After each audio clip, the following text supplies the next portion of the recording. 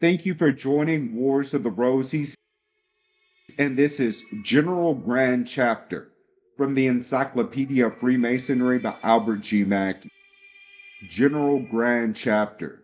Until the year 1797, the Royal Arch degree and the degrees subsidiary to it were conferred in America either in irresponsible bodies, calling themselves chapters, but obedient to no superior authority, or in lodges working under a Grand Lodge Warrant.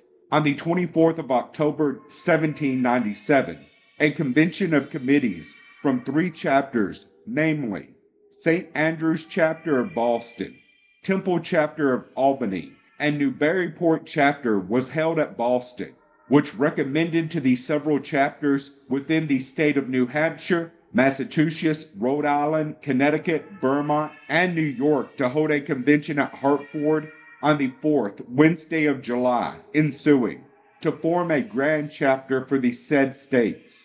Accordingly, on the 24th of January, 1798, delegates from St. Andrew's chapter of Boston, Massachusetts, King Cyrus chapter of Newburyport, Massachusetts, Providence chapter of Providence, Rhode Island, Solomon chapter of Darby, Connecticut, Franklin chapter of Norwich, Connecticut, Franklin chapter of New Haven, Connecticut, and Hudson chapter of Hudson, New York, to which were the next day added Temple chapter of Albany, New York, and Horeb chapter of Whitestown, New York, assembled at Hartford in convention, and, having adopted a constitution, organized a governing body, which they styled the Grand Royal Arch Chapter of the Northern States of America. This body assumed in its constitution jurisdiction over only the states of New England and New York, and provided the deputy grand chapters, subject to its obedience, should be organized in those states. Ephraim Kirby of Litchfield, Connecticut, was elected Grand High Priest, and it was ordered that the first meeting of the Grand Chapter should be held at Middleton, Connecticut, on the third Wednesday of September next ensuing. On that day the Grand Chapter met, but the Grand Secretary and Grand Chaplain were the only Grand Officers present. The Grand King was represented by a proxy.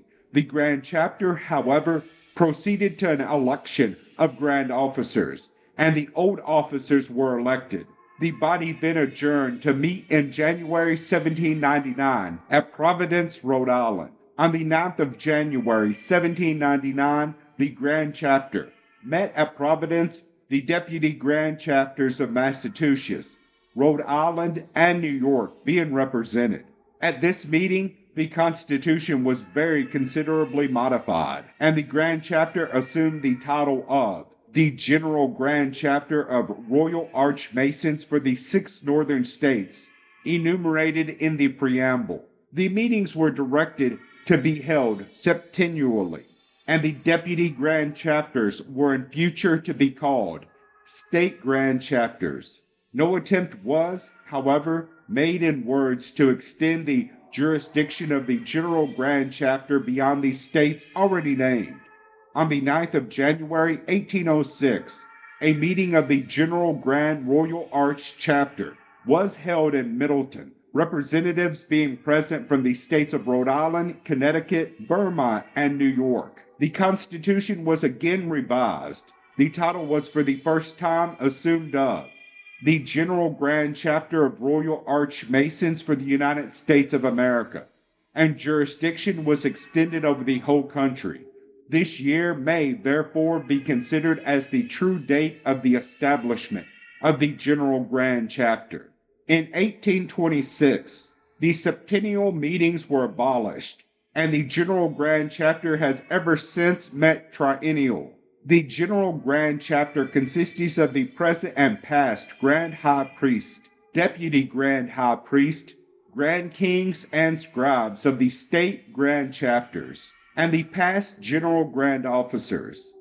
The officers are a General Grand High Priest, Deputy General Grand High Priest, General Grand King, General Grand Scribe, General Grand Treasurer, General Grand Secretary, General Grand Chaplain, General Grand Captain of the Host, and General Grand Royal Arch Captain. It originally possessed large prerogatives extending even to the suspension of grand chapters, but by its present constitution it has no power of discipline, admonition, censure, or instruction over the grand chapters, nor any legislative powers whatever, not specially granted by its constitution. It may indeed be considered as scarcely more than a great Masonic Congress meeting triennially for consultation. But even with these restricted powers, it is capable of doing much good. Thank you for watching, and please don't forget to share, like, subscribe, and comment. And if you can, please consider donating to Wars of the Rosies. Links to PayPal and Patreon are in the description. Thank you so very much.